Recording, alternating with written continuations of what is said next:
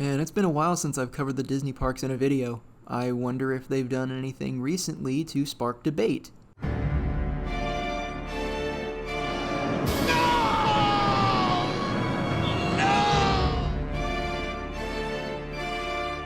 How's this racist? Exactly. They only are looking for reasons to be offended. Okay, so there is a lot to unpack here. This is going to be a long video, isn't it?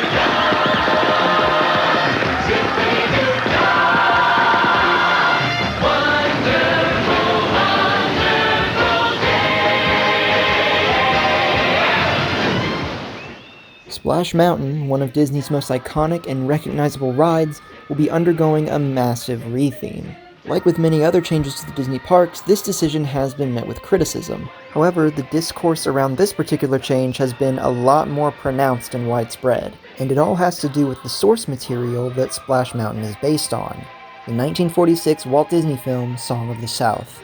Back again on the big screen in Walt Disney's happiest classic, Song of the South. It's hair-raising fun and bear-falling excitement and one honey of a holiday treat. Walt Disney's Song of the South, rated G, now playing at a theater near you. Check your newspaper. Song of the South has been controversial ever since its release in 1946. It was referred to by Disney CEO Rob Iger himself as antiquated and fairly offensive, most likely due to its inaccurate portrayal of former slaves and plantation life during the Southern Reconstruction era following the American Civil War. It is rife with subtext that deserve to be seen and discussed so that we can gain a stronger understanding of the racial divides that have existed in the United States and arguably still exist in the United States today. The history of Song of the South is long and complicated. It's a rabbit hole that went a lot deeper than I was expecting it to, and if I was to take the time to provide the full context of it, we would be here for hours. How's this racist? Exactly. That's a complicated question. For now, I will provide an abbreviated history that provides any necessary context that I'll need for my argument in this video. If you would like the full context, I would highly recommend listening to the You Must Remember This podcast episodes, in which host Karina Longworth explains extensively what she refers to as the 6 degrees of Song of the South. Links to that will be in the description, along with any other video sources or other resources used in this video. In 1846, the Uncle Remus tales written by Joel Chandler Harris would begin to enter circulation. These writings told the story of a wise slave who would share fables with children about animals such as Brer Bear, Brer Fox, and Brer Rabbit who lived in the nearby woods. These stories were not entirely Harris's creation, as he simply recounted the fables he had heard from slaves in his time working for a southern plantation owner. Slaves had passed these stories down from generation to generation and altered them to provide themselves with a form of entertainment and escapism while also preserving aspects of their culture that slave owners wanted them to forget. Harris would attribute these stories to a character of his own creation, the aforementioned Uncle Remus. These writings would eventually prove to be controversial due to the way in which African Americans were represented and the portrayal of ex-slaves as happy-go-lucky and on good terms with their former owners. However, this was not enough to keep Walt Disney from seeing the potential in the Uncle Remus tales for a theatrical production. In 1946, Walt Disney Pictures released Song of the South, a half-live-action, half-animated musical adaptation of the Uncle Remus tales. This film was and continues to be one of Disney's most infamous for the same reasons as the Uncle Remus tales. And nowadays, Disney seems to want nothing to do with the controversial film, and won't even mention it unless pressed on the issue. The film hasn't been officially released in any capacity since 1986, 3 years before Splash Mountain even opened, and many are still discussing whether or not the film should be officially released for the sake of historical preservation. This isn't to say that Song of the South isn't available to watch, it's pretty easy to find online through a Google search, but refusing to officially release and associate with a controversial film like this ends up making a statement that's a lot more powerful than people realize.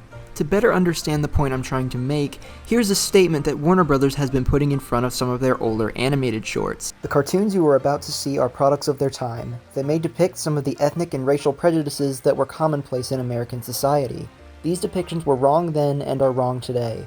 While the following does not represent the Warner Bros. View of today's society, these cartoons are being presented as they were originally created, because to do otherwise would be the same as claiming these prejudices never existed. Now before we get into talking about the problem with Splash Mountain, let's just take that statement and slide it right in the bag. That's a surprise tool that can help us later. Also, for the sake of efficiency and due diligence, I'll be structuring my argument to address counterpoints made by the opposition. The most sensical argument I've seen for keeping Splash Mountain around is the argument that its source material is simply misunderstood. As mentioned earlier, the stories of Brer Rabbit, Brer Fox, and Brer Bear have their roots in African folklore. Because of this, some have argued that Song of the South and Splash Mountain actually do a good job of preserving these aspects of African folklore and history for future generations. But here's the thing. Song of the South doesn't really celebrate African folklore as much as it just borrows it. Think about this from the perspective of the slaves. Would you be okay with your folklore being written down and published by a white guy for other white guys to read without any sort of blessing from you or your people, and then proceeds to make money off of your culture that you won't see a penny of? Granted, it's not like Harris would have felt obligated to ask their opinion. What do you think? Oh, now you know I ain't allowed to think. It was these writings by this man that would be adapted into Song of the South. The idea of preserving African folklore is great, but there's better ways to do it than this. The most common argument I've seen from those who want Splash Mountain to stay as it is that the ride doesn't contain any references to the problematic material of Song of the South. Therefore, the ride is not problematic. This is true that several aspects of Song of the South's story were changed and omitted for the creation of Splash Mountain. You are technically correct. And when watching the original film, it isn't very difficult to see why. The biggest of these changes was the absence of Uncle Remus and all other human characters from Song of the South, with the ride solely focusing on the story of Brer Rabbit instead. This makes sense given how, when compared to the live-action sequences of the film, which have been criticized for their portrayal of race and race relations during the Reconstruction era, the animated sequences are a lot less controversial and a lot more marketable. With one major exception. How do you do? Brer Rabbit wait for the tar baby to say, "Fine, how are you?" But the tar baby, he don't say nothing, and Brer Fox, he lay low. Yeah. Given how that term has been used as a derogatory slur, having a ride with this inside of it might not have been a good look. So in the ride, Brer Rabbit gets stuck in a beehive instead. And the downplaying of Song of the South goes far beyond the ride itself. As I mentioned earlier, the film hasn't seen an official release in the US since 1986, and it isn't even mentioned on any of the Disney park websites. In fact, when I was taking a class about theme parks, no one else in that class knew that Song of the South even existed. They assumed that Brer Fox, Brer Rabbit, and Brer Bear were created for Splash Mountain. And with Disney's efforts to sweep Song of the South under the rug, how could they have known? But still, the ride doesn't contain anything racist, so how is Splash Mountain problematic? There it is, we're bringing it back. These cartoons are being presented as they were originally created because to do otherwise would be the same as claiming these prejudices never existed. Rather than accepting Song of the South's controversial history and releasing the film from the Disney Vault to be used as an educational resource, Disney seems much more content with pretending the film doesn't exist while also selling merchandise of it. And you can't have your cake and sell pop vinyls of it too. At the end of the day, there are much better places for Song of the South to be remembered than here. Now, if after all of this you still believe that Splash Mountain should be kept as it is, allow me to share with you why I believe the future of Splash Mountain is brighter than you think.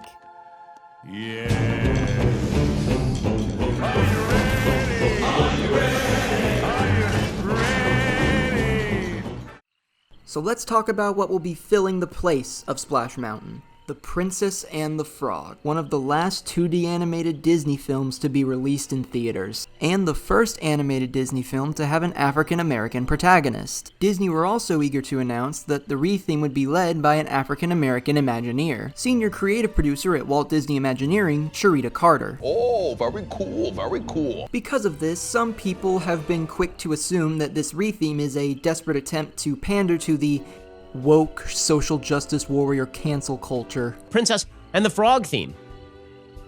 Genius. Beautiful, beautiful stuff, guys. You're really making America a better place by destroying Splash Mountain. Excellent, excellent work, everyone. Just slow clap Slow clap for making the culture a better place, guys. Don't you disrespect me, little man. To be fair, the fact that Disney chose to announce this now with everything that's been going on is Highly suspect. And granted, this is the same company that downplayed the presence of black actors in Star Wars The Force Awakens when marketing the film in China. Huh? That's kind of racist. However, regardless of why this decision was made, I still believe it's a good decision. The idea of retheming Splash Mountain to Princess and the Frog has a lot more merit than it just being a simple case of pandering. In fact, I believe this rendition of Splash Mountain has potential to surpass its predecessor by a landslide. For starters, in terms of objective quality, The Princess and the Frog is just better than Song of the South in every way. Better story, better characters, better visuals, better music, Papa John's. I mean, Song of the South isn't as bad as something like Birth of a Nation, but there were a few parts that made me feel a little bit uncomfortable. Even when disregarding its controversial elements, Song of the South is just not that great. Honestly, the biggest thing I took out of Song of the South was, It's so boring. I mean, don't get me wrong, the animated sequences are entertaining and well done, but they only make up about a third of the movie. The remaining live-action scenes are just really slow-paced, and even the best animated scenes in Song of the South just can't compare with The Princess and the Frog. I mean, just look at this. Oh my God! The Princess and the Frog is a visually stunning film, and these visuals are complemented beautifully by the film's soundtrack composed by Randy Newman. And with Splash Mountain already taking place in a bayou-esque setting, the aesthetic and sounds of Princess and the Frog would be a perfect fit. We gon' take ya, we gon' take ya, we gon' take ya all the way down. We know where you're going and we gon'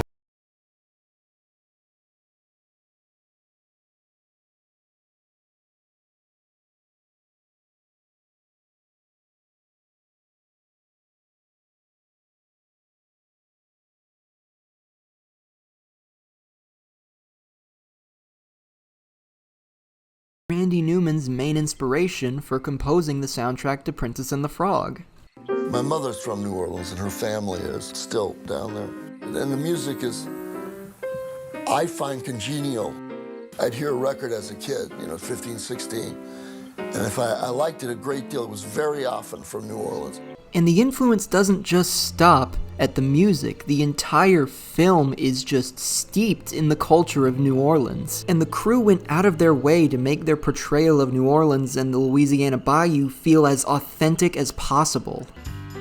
Ron and I had never, either of us, ever been to New Orleans in our life. So before we ever put pen to paper, really, in terms of the script, we did, it was about a week to 10 days down there.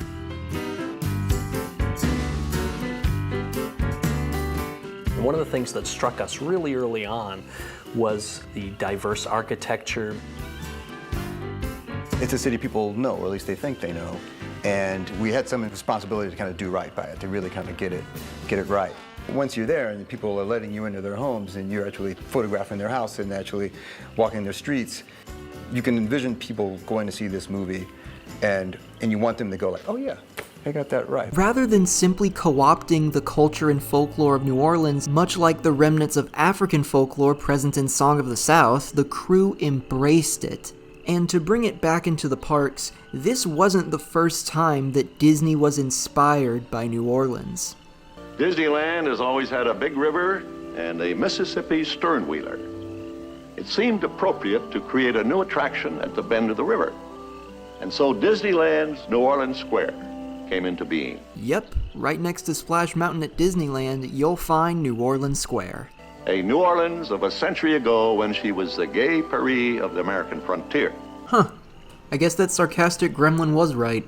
A Princess and the Frog retheme is genius. Now, despite all this, I'm sure there are a lot of you who would still say that you enjoy Splash Mountain and you're sad to see it go. With that in mind, I want to clarify that if you feel that way, it does not make you racist. Splash Mountain has and always will be a well-made and fun attraction. How could it not be? It's Disney. But unfortunately, a reality of the theme park business is that your park always has to be changing. You have to keep building new attractions if you want people to keep coming back.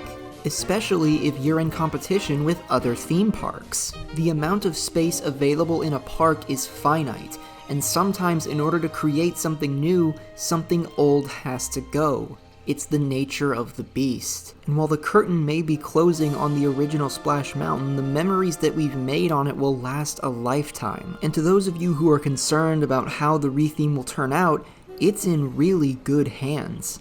Cherita Carter has 20 years of experience with Walt Disney Imagineering, and her most recent project, Mickey and Minnie's Runaway Railway, is absolutely fantastic. And on top of that, legendary Imagineer Tony Baxter, the man behind the original Splash Mountain, will be coming out of retirement to help with the redesign.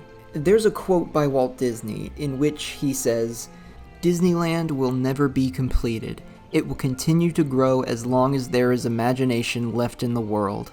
Every time you set foot in a Disney park, no matter what has changed, the magic will always be there, creating new memories for generations to come. Because Imagineers put their all into creating a world where everything is truly satisfactual, and blue skies and sunshine are guaranteed. Hey guys, thank you for watching this lengthy video essay of mine. It's been a while since I've made a video like this, and I recently found out the hard way that sometimes Adobe Premiere just doesn't want to cooperate, but at the end of the day, it feels good to be back in the saddle. Links to sources and videos and whatnot will be in the description. Thank you guys again for watching. I'll see you whenever I crawl out of my hole again.